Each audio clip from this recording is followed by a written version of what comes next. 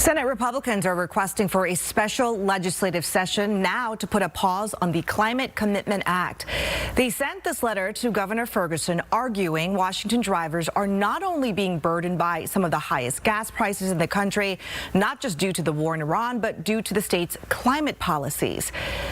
The Washington policies they are mentioning include the cap and trade program under the Climate Commitment Act, and they say it's currently adding nearly 60 extra cents to prices at the pump.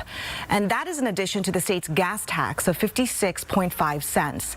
Senate Republicans say they don't want to touch the state's gas tax because those dollars are used to fix roads and bridges, but they want to stop the CCA policies because those dollars do not go to infrastructure. Instead, it's for a climate agenda, they say, and critics say it has not delivered on the clean energy metrics it promised. Here are portions of my interview with Senator Keith Gaynor, one of the lawmakers who signed the letter to the governor. And that the motoring public has a disproportionate burden placed on them for environmental concerns, because the climate commitment collection money can only go towards specified things, and it cannot go toward the actual restoration of our roads and bridges. Senator, the whole goal, though, the Climate Commitment Act, which was passed by former Governor Jay Inslee, by the way, is about cleaner energy, reducing carbon emissions. So to that end, Democrats strongly supported it. So, Senator, this special session in Olympia you and others are asking for, is it even realistic at this point that this would happen?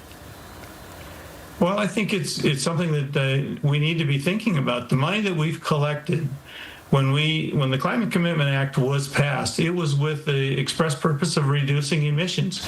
We have not seen that actually happen.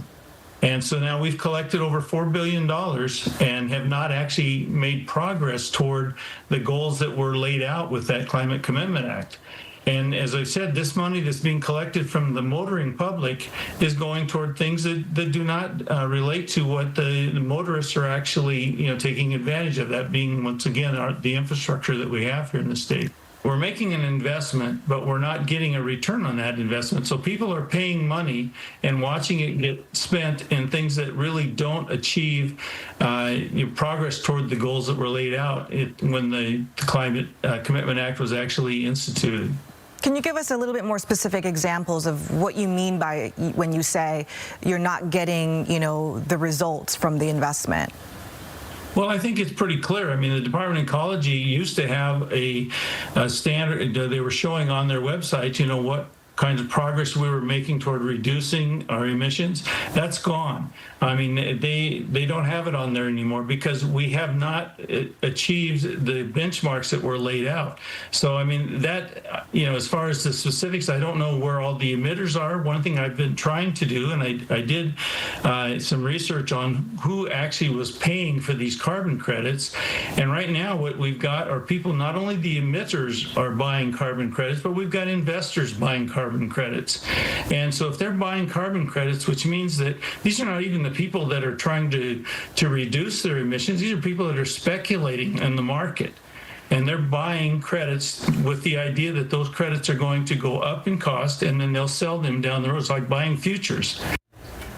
After Senator Gaynor's interview there, we did hear back from the governor's office today, and based on their response, there is no chance he will call a special session for this issue. Instead, the governor suggests that Washington Republicans reach out to the White House, saying the reason gas prices are up is because of the policies of the Trump administration. We also heard from Representative Joe Fitzgibbon, one of the Democrats central to the passing of the Climate Commitment Act. Fitzgibbon says most Washingtonians support the act, releasing a statement that reads in part, "Climate change-induced drought and Trump Republican tariffs and wars are hitting Republican districts the hardest.